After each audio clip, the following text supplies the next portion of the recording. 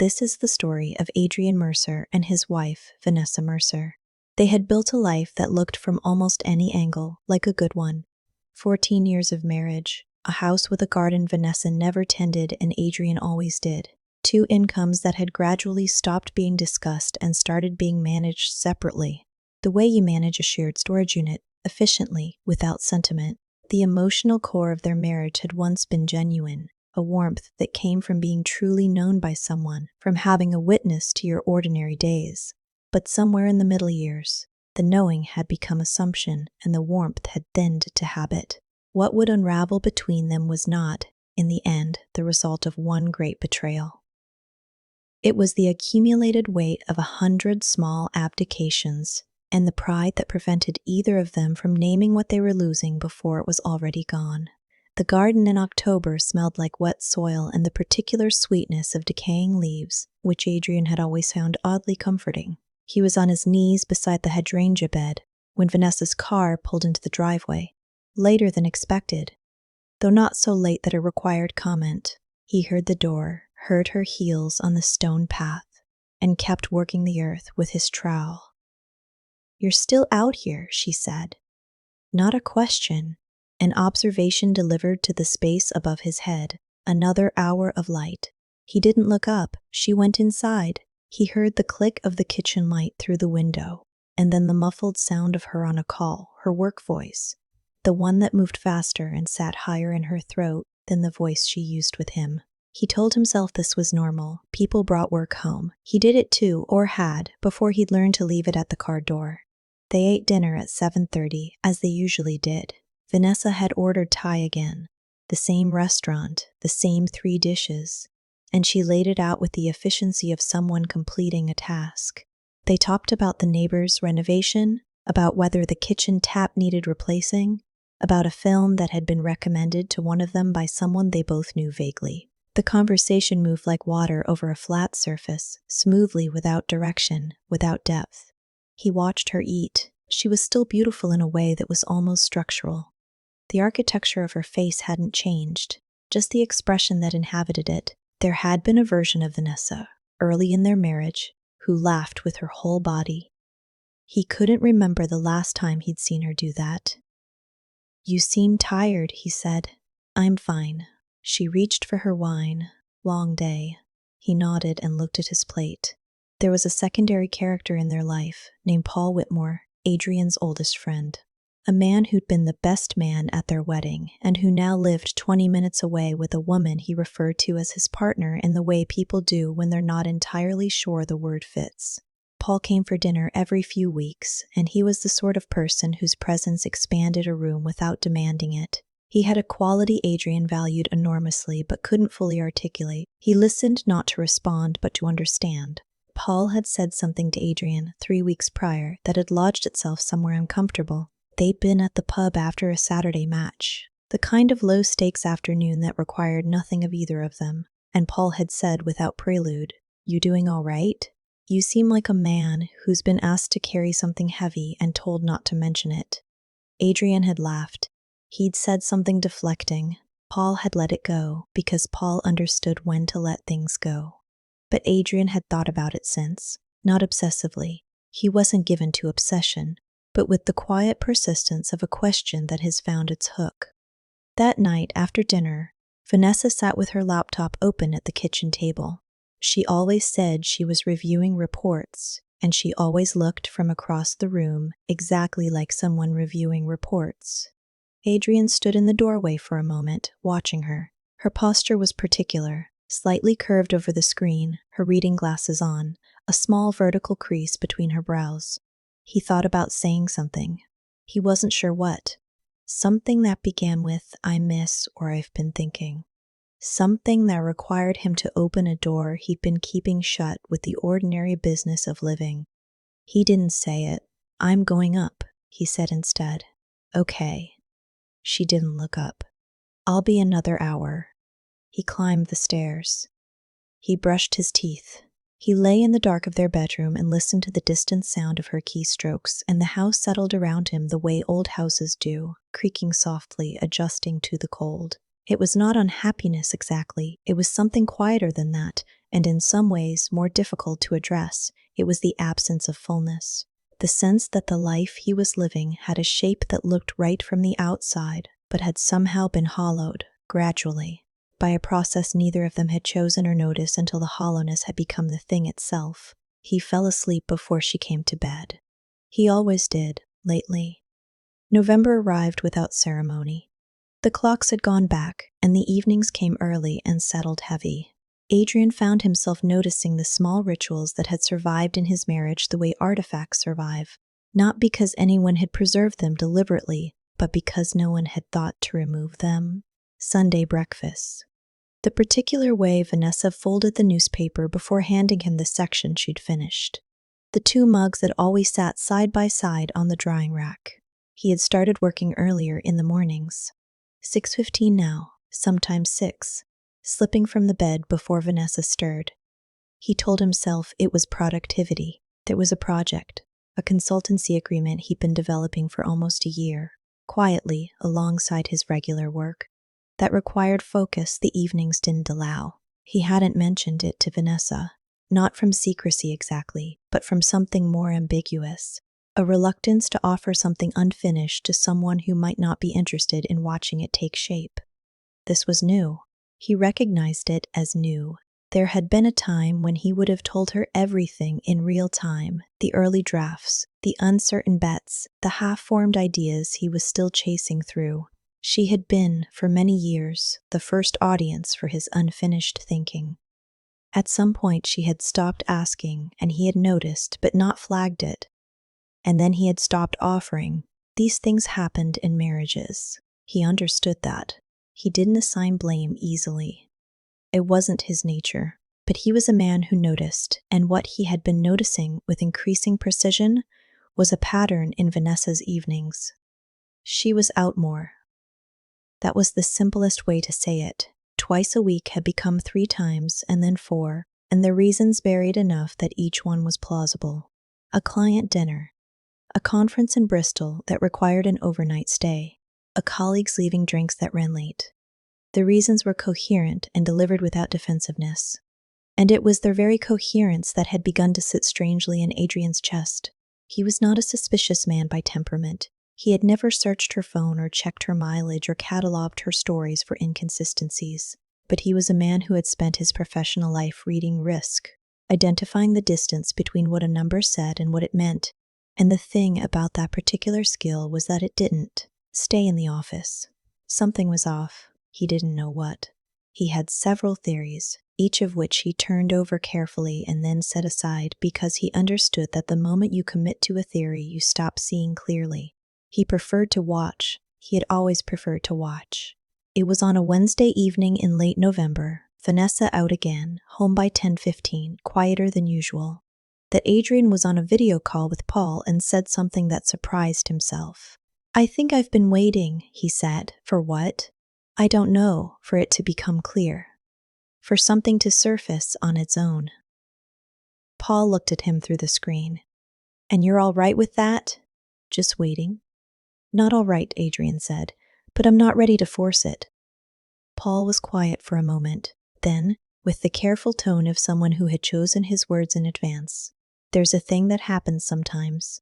I'd seen it, where a person waits so long and so calmly that the other person forgets they're capable of anything else. They stop accounting for them." Adrian looked at the middle distance, somewhere past the camera. "Maybe," he said. "Maybe that's the point." He paused. Then, in a tone that was slightly misaligned with everything surrounding it, "The way a frequency drifts," he said, "I don't know. Maybe if any of this resonates with someone, like this story, or subscribe, or something." Paul blinked. "What?" Adrian refocused. The expression that had briefly detached itself returned. "Sorry, I don't know where that came from." Paul stared at him for a second longer, then let it pass with the grace of a man who'd known Adrian long enough to accept his occasional non-sequiturs. They moved on, but Paul watched him a little more carefully for the rest of the call. Vanessa, for her part, had her own interior life, and it would be dishonest to render it simply. She was not a villain. She was a woman who had, over the course of several years, felt herself becoming invisible inside her marriage, not through cruelty, but through something almost worse, the absence of anyone noticing. She had waited for Adrian to ask what she was thinking. He had asked less and less. She had tried early on to offer it unsolicited, and he had received it distractedly, the way you receive a gift you don't quite know what to do with. She had stopped offering. What had grown in that space was not an affair, not primarily. It was something more complicated and, in its own way, more revealing of who she was. A private financial life, begun 2 years ago with a modest inheritance from her aunt, expanded through connections she'd made at events Adrian hadn't attended, invested in a venture fund she'd been drawn to with the breathless conviction of someone who had always believed she was capable of more than her life had required of her. She had not told Adrian because she had wanted something that was entirely hers. She could admit this in the privacy of her own thinking without entirely condemning herself for it. She had not stolen from him. She had not gambled with their shared money. She had taken her own money and tried to build something with it, quietly. Because she had known, had felt it with the bone-deep certainty of accumulated experience, that if she'd told him at the beginning, his response would have been measured and careful and full of the kind of reasonable concern that had a way of making her feel like a child who'd brought home a flawed drawing. She hadn't wanted measured. She'd wanted to surprise him with something finished. What she hadn't anticipated was how long finished would take, or how much of herself she would invest in the secrecy itself. The calls taken in parking lots, the late evenings framed as client obligations, the careful management of a separate world. She had told herself this was temporary. She was still telling herself that. The fund's performance had been volatile for 6 weeks. She refreshed the figures daily with the expression of someone watching weather. It was a Saturday in January, mid-morning, and they were in the kitchen in the way couples are when they're sharing a space without sharing the space. Adrian at the counter with his coffee, reading something on his laptop, Vanessa moving between the table and the counter with the controlled restlessness of a woman who had somewhere else to be in her head. She stopped in the middle of the kitchen. "Why are you so cold lately?" The question landed in the room and just sat there. Adrian looked up from his screen. He looked at her, fully, in the way he didn't always, and said nothing. It was not the silence of cruelty. It was the silence of a man who had considered this question from many angles, had prepared many possible responses, and had decided in the moment that none of them said the thing that needed saying without causing a specific kind of damage that couldn't be undone. He just looked at her. Vanessa felt the ground shift almost physically. She had expected an answer, a denial, a deflection, a counter-question. The silence was none of these things, and its weight was entirely different. "Adrian, what do you want me to say?" "I want you to tell me what's wrong." He closed the laptop slowly, set down his coffee. There was nothing theatrical in any of this. He moved the way he always moved, with the particular unhurriedness of a man who had learned, somewhere along the way, that urgency was often a form of avoidance. "I think," he said carefully, "that we'd be having a different conversation if you'd been having a different year." Her face changed. "Just slightly. A minute recalibration? What does that mean?" "It means I notice things, Vanessa. I've always noticed things." He paused.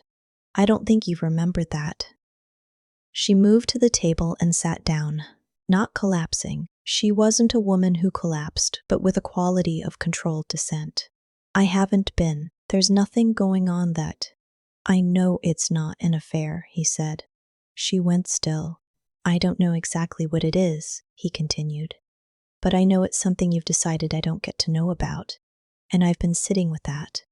He looked at the window for a while.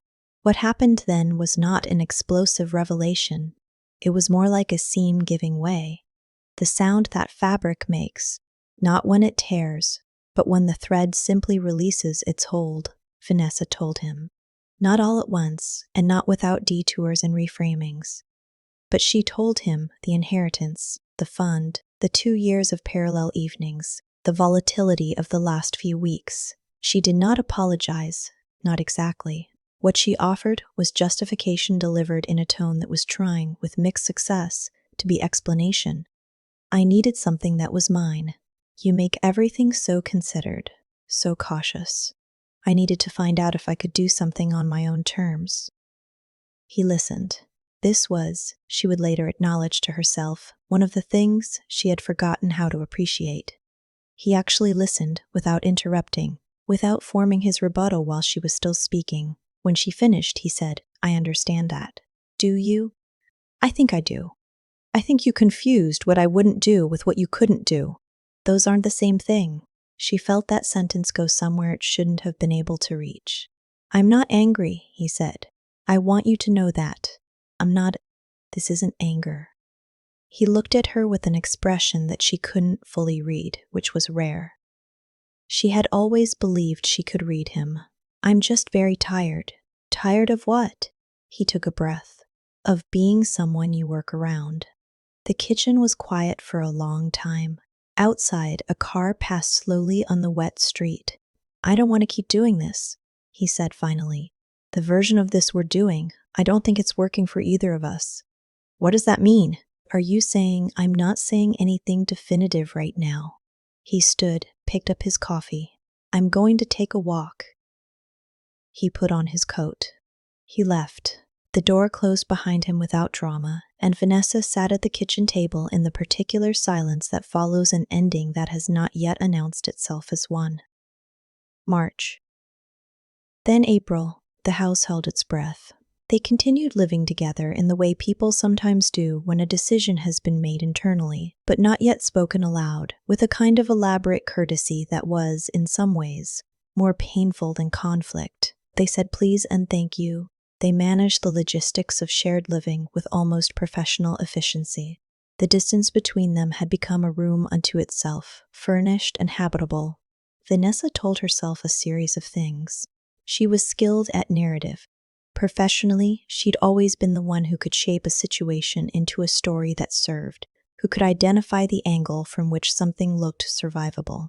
She applied this skill to herself with the diligence of someone who understood that believing your own revision is half the work. What she told herself, that Adrian's coldness was a form of control, that his patience had always carried a trace of performance, that she had simply tried to exist as a full person inside a marriage that hadn't quite made room for it. There were true elements in all of this. She had learned over the years that the most durable self-deceptions are built around a core of accuracy. What she didn't tell herself, that she had made the choice to hide rather than ask, that she had decided without consulting him that he couldn't be trusted with her ambition, and had then resented him for the verdict she'd issued alone. The fun had continued to deteriorate. By March, what had been volatile had become something more serious. A series of decisions by the fund's management that she could not have anticipated but felt now, as though she should have. She found herself refreshing the portfolio page with the focused dread of someone watching a weather system that has already made landfall. She hadn't told anyone. Not her sister. Not the colleague who'd first introduced her to the fund. She carried it the way she'd carried everything these last 2 years.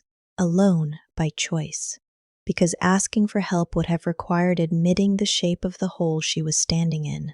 Adrian, meanwhile, was doing something quietly remarkable. The consultancy agreement he'd been building, the one he'd never mentioned to Vanessa, not from secrecy but from the same reticence that had long infected their marriage, had, over the winter months, resolved itself into something solid, a retained contract with a regional infrastructure firm, then a referral, then a second contract.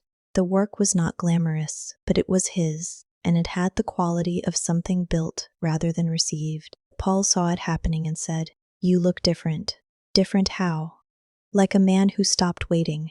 Adrian considered this. "I think that's accurate." He had made a decision in January, in the quiet of that conversation in the kitchen, that he hadn't yet made visible. He'd needed time, not to change his mind, but to make sure the mind he'd made up was one he could stand behind when it cost him something. He had never been reckless with permanence. Vanessa called her sister one evening in April and said, in a tone she'd intended to be light, "I think Adrian and I might be going through something." Her sister, who had never entirely understood their marriage, said, "Going through something or ending something?" Vanessa didn't answer immediately. "I don't know," she said. "I feel like I should be able to tell the difference." "Can you?" A pause. "Not right now." There were evenings when she looked at him across the dinner table and felt something she couldn't quite classify. A grief-adjacent sensation that wasn't quite grief because the loss had not yet been officially named. She found herself noting the things about him she'd stopped noticing. The particular way he poured tea, the habit he had of reading with his head slightly tilted, the low sound he made when something he read confirmed a suspicion. He was a very specific person.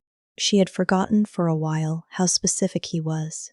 She wondered if she'd made a mistake, but the wondering was still at the stage of wondering.